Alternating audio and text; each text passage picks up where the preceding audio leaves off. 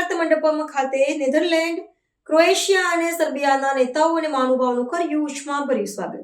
નવી દિલ્હીના પ્રતિષ્ઠિત ભારત મંડપમ ખાતે આયોજિત ઇન્ડિયા એઆઈ ઇમ્પેક્ટ સમિટ 2026માં વિશ્વભરના નેતાઓ અને રાજદ્વારીઓનો મહાકુંભ ઉમટ્યો છે. વડાપ્રધાન નરેન્દ્ર મોદીએ આંતરરાષ્ટ્રીય સ્તરે એઆઈના જવાબદાર ઉપયોગ અને તેના દ્વારા માનવ કલ્યાણના લક્ષ્ય સાથે યોજાયેલા આ સંમેલનમાં વિવિધ દેશોના રાષ્ટ્રાધ્યક્ષો અને મહાનુભાવોનું વ્યક્તિગત રીતે સ્વાગત કર્યું હતું. આ સમિટ ભારતની વધતી જતી તકનીકી શક્તિ અને વૈશ્વિક નેતૃત્વની ક્ષમતાનું પ્રતીક બની રહી છે.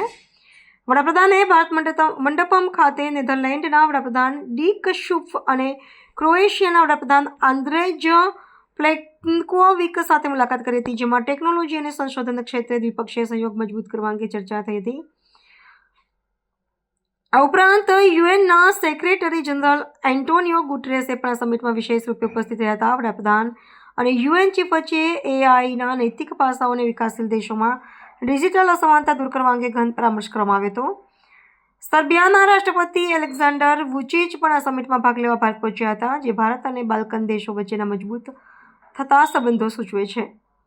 વડાપ્રધાને આ તમામ નેતાઓ સાથે ભારતની એઆઈ ક્ષમતાઓ અને એઆઈ ફોર ઓલના વિઝન અંગે ચર્ચા કરી હતી. ભારત મંડપમ ખાતેનો આ મેળાવડો સાબિત કરે છે કે ભારત હવે માત્ર ટેકનોલોજીનો ગ્રાહક નથી, પરંતુ વૈશ્વિક સ્તરે નીતિ નિર્ધારણ અને નવીનતાનું કેન્દ્ર બની રહ્યો છે.